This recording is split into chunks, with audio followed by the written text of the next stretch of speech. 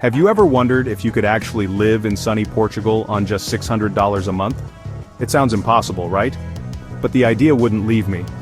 I imagined waking up to fresh pastries, learning a new language, and soaking in the sun. So I packed a bag, bought a one-way ticket, and decided to find out for myself. People said I was dreaming. "Phil, you can't do it, everything's expensive." But I wanted more than just to survive, I wanted to truly live. My plan? Skip the big cities and find a place where community mattered more than money. That's how I discovered the Alentejo region. Rolling hills, cork trees, and timeless villages. My adventure began with a simple question. Can you live richly with very little?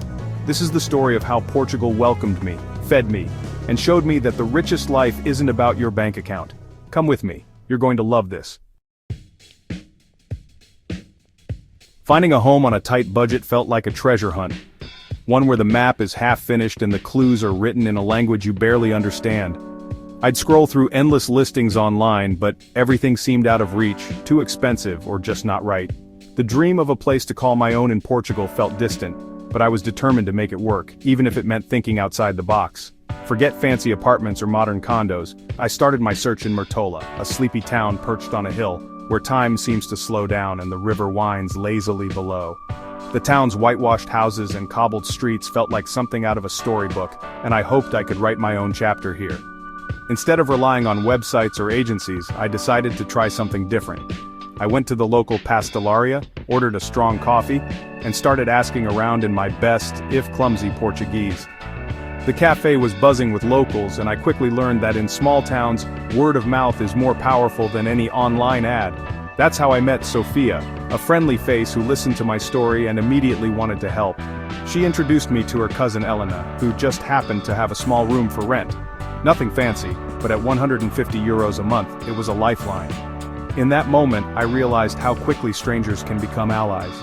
My new home was simple, a single bed tucked against the wall, a sturdy desk for my notebooks, and a window that opened onto a courtyard filled with bright red geraniums. The room was small, but sunlight poured in every morning, making it feel warm and alive. Elena's house was the definition of classic Portuguese charm, thick white walls that kept the heat at bay, a terracotta roof that glowed in the afternoon sun, and the comforting aroma of coffee brewing in the kitchen each morning. The house creaked with history, and every corner seemed to hold a story.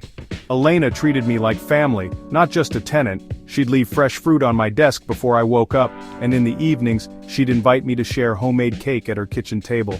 We'd talk about everything, her childhood in Alentejo, my dreams for the future, and the little joys of everyday life. Living there taught me that home isn't about square footage or fancy furniture, it's about feeling safe, welcome, and cared for. In that cozy room surrounded by kindness, I found a sense of belonging I hadn't felt in years. My little room became my sanctuary, a quiet place to write, reflect, and dream. It was a reminder that sometimes, the smallest spaces can hold the biggest comforts, and that kindness truly is a universal language. I wasn't just renting a room, I was being welcomed into a family, and slowly, into a whole community. Neighbors would wave as I passed, and soon I was invited to local gatherings where laughter and stories flowed as freely as the wine. That's something money can't buy, a sense of connection, of being seen and valued no matter where you come from. And that's where my real adventure began, not just in finding a place to stay, but in discovering what it truly means to belong. You might think living on $600 means eating noodles, but in Portugal, I ate like royalty. The secret? The local Mercado Municipal, the heart of every town.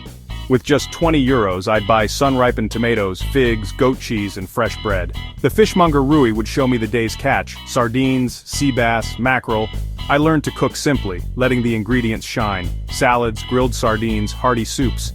And for €5 or €6, the local Tasca's Prato do Dia gave me a full meal. Soup, main drink, and sometimes dessert. Eating this way wasn't just affordable, it connected me to the people and the land. I got to know the farmers, learned who had the sweetest melons, and discovered that eating locally is just life here. Every meal felt like a celebration, proof that good food doesn't have to be expensive, it just has to be real. The real soul of Portugal isn't in the postcards, it's in the traditions locals keep alive. I witnessed the Matanca do Porco, the winter pig slaughter, a day of hard work and togetherness, where nothing is wasted. It taught me about sustainability and respect for food, Elena, my landlady, showed me folk beliefs. Salt by the door to ward off bad energy, never passing the salt shaker hand to hand. On St. John's Eve, people jumped bonfires for luck. These weren't tourist shows, they were living traditions, invisible threads holding the community together. By being present, I was welcomed in, not as a tourist, but as a respectful observer. The most fascinating parts of any culture are the ones you earn by simply being there. The most magical celebrations in Portugal aren't in the guidebooks. They're in small towns, at local festas and pilgrimages. My neighbor invited me to the Festa das Toucas Floridas, where villagers create flower torches and cover the streets in petals for Easter. The procession was beautiful and deeply meaningful. No tourists, just community. A woman handed me a flower, making me feel like I belonged. At a local romeria, the whole town walked to a hilltop chapel, then shared a giant picnic. I was invited to join a family's meal, grilled sardines, fresh bread, tomato salad. We didn't share a language, but we shared food and laughter. These events taught me to be a respectful guest, observe quietly, accept kindness, and be present. These festivals aren't entertainment, they're the heartbeat of the community. By being there, I witnessed the love people have for their home and each other. It was a privilege to be included. That's the real magic of Portugal.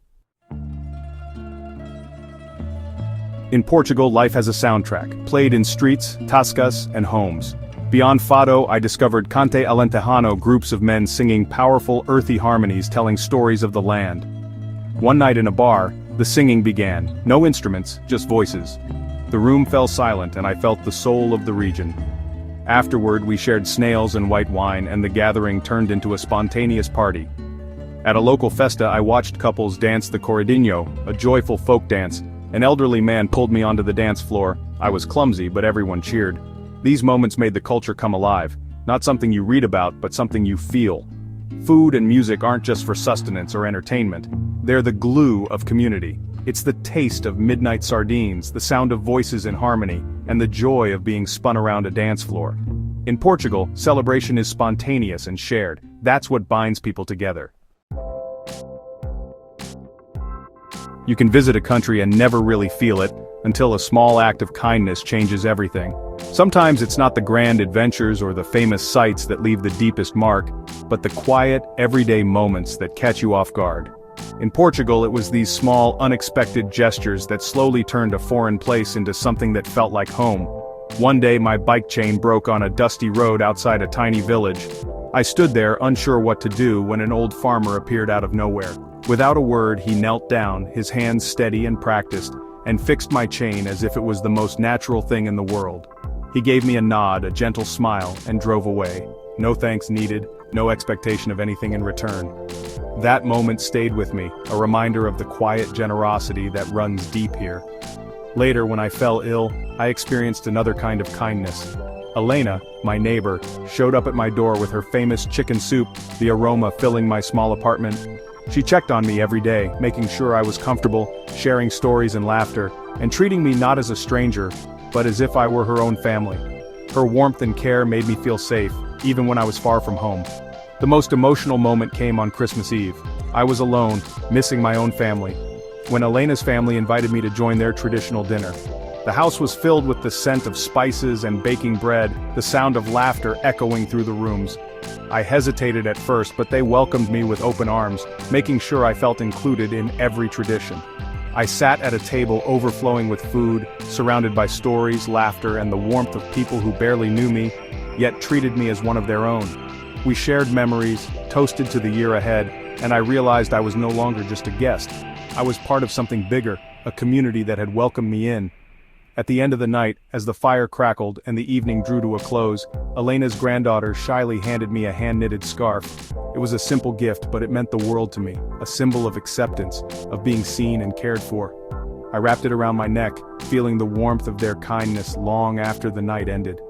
These moments, help on the roadside, a bowl of soup when I needed it most, a seat at the family table, transformed Portugal from a place I visited into a place I truly belonged.